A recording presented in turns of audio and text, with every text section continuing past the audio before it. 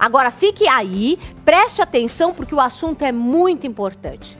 Muitas vezes as crianças ouvem assim: olha, o fulano morreu, virou estrelinha. Olha, o seu vô, ele foi para o céu, ele está junto com os anjinhos, não é? E tem uma série de outros eufemismos que realmente mostram como a palavra morte acaba sendo substituída por esses outros tipos de forma de dizer que a pessoa partiu.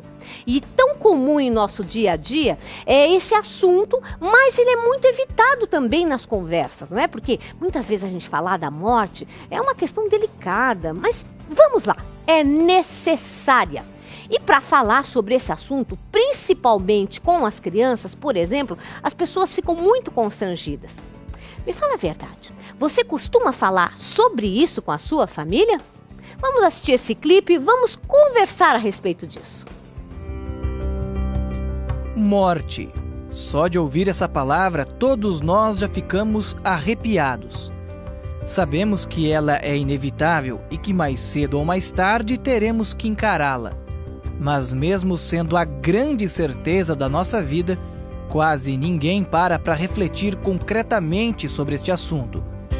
É um assunto que sempre vamos deixando de lado. Preferimos viver como se ela não existisse. E aí, quando ela chega, somos pegos de surpresa, mesmo quando tudo já apontava para isso. Morte. Por que é tão difícil falar deste assunto? E como é difícil falar sobre esse assunto tão delicado. Mas, como sempre, a gente tem aqui sempre convidados especialistas para nos ajudar a lidar com essas situações tão difíceis. E eu tenho o prazer de receber a psicóloga Vera Lúcia Rezende. Muito obrigada por ter vindo, Vera. Obrigada, eu que agradeço. Nós é que agradecemos, você vai ensinar muitas coisas. E também temos o prazer de receber a pedagoga e catequista Erenice de Jesus Souza. Muito obrigada por ter vindo, Erenice. Eu que agradeço e espero contribuir para que as nossas famílias tenham aí bastante informações. Sem dúvida nenhuma.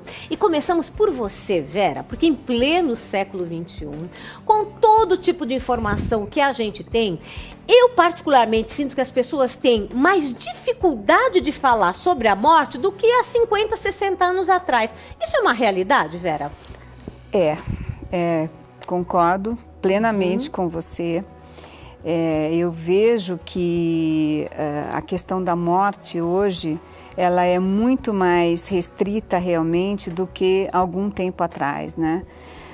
A morte, ela sempre vai nos colocar ela traz a questão de um limite. Sim. Ela nos faz entrar em contato com experiências que lembram a perda, né? E perder na nossa sociedade hoje, praticamente, é algo que é extremamente evitado, né? Então, sem dúvida alguma, na nossa sociedade, a morte, ela é um tabu. Ai, a gente percebe mesmo, né? Tem cada vez mais dificuldade. Eu acho que tem uma coisa também das pessoas quererem uma longevidade, assim, né? Cada vez maior, então fica difícil encarar essa questão de que todos nós somos finitos, né? Sim. Erenice, você com a sua experiência de catequista, pedagoga, lidando muito com crianças, não é?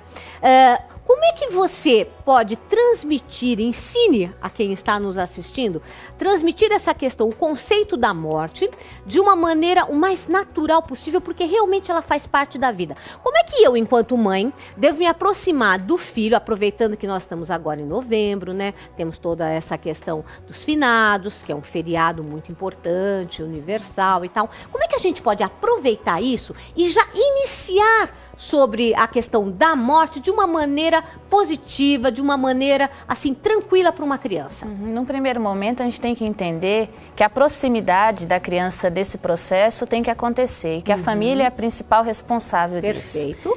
Na escola, nas outras instâncias, na igreja, nós podemos dar conta de ajudar as famílias, mas ela é a primeira a apresentar para a criança o como que essa morte se apresenta, como que os adultos ali, os pais, os irmãos, avós, tios, reconhecem a morte enquanto um processo e essas experiências vão ressoar muito na vivência dessa criança, no como ela vai entender também essa morte enquanto uma cultura, mas também enquanto algo transcendente na sua vida. Então a gente espera que as crianças crianças possam ter aí essa proximidade, que a família não negue esse acesso da criança a entender o que é a morte, porque ela está ali presente. Queria que você desse um exemplo de como a família, lógico que de uma maneira até protetora, às vezes evita que a criança entre em contato com esse tema. O que a família faz? Por exemplo, tem alguém doente, morreu, não fala que morreu. Como é que a família normalmente age para proteger e acaba atrapalhando?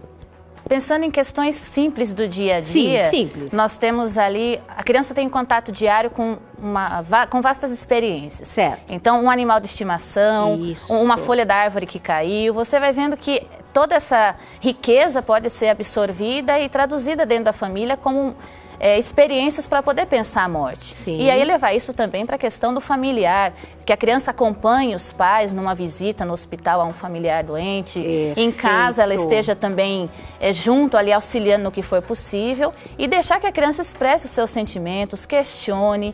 Quando a família ouve o questionamento da criança, é muito interessante a família dando ouvidos, entender o que a criança está querendo saber.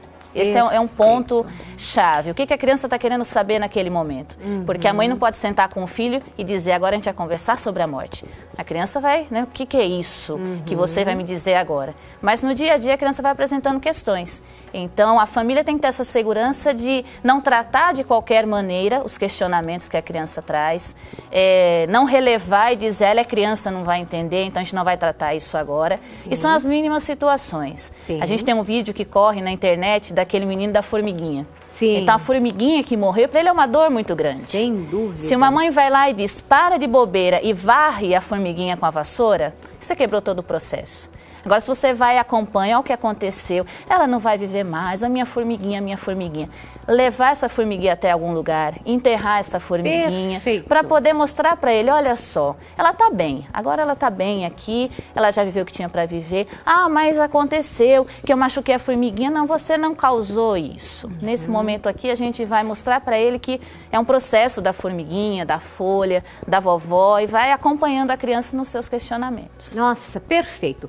Vera, você tem uma experiência muito ampla com familiares de pessoas que têm doenças terminais. E eu acho que muito rico que você vai poder nos dizer. É que a gente vai ter que ir rapidinho para o intervalo, mas voltamos já já. E você em casa não pode perder, porque olha só a questão que você vai ter como elucidar. Pessoas que estão doentes, então você tem um familiar que está muito doente. Como é que você prepara tanto os outros familiares para esta perda, como também a criança, não é? Como é que você pode transmitir esta informação real, que nós vamos ter que enfrentar, mas de uma maneira mais positiva, mais saudável? Não vai embora, porque a Vera vai responder para a gente já já. A gente vai rapidinho para o intervalo e voltamos mais com essas informações tão importantes que você não pode perder. Até já.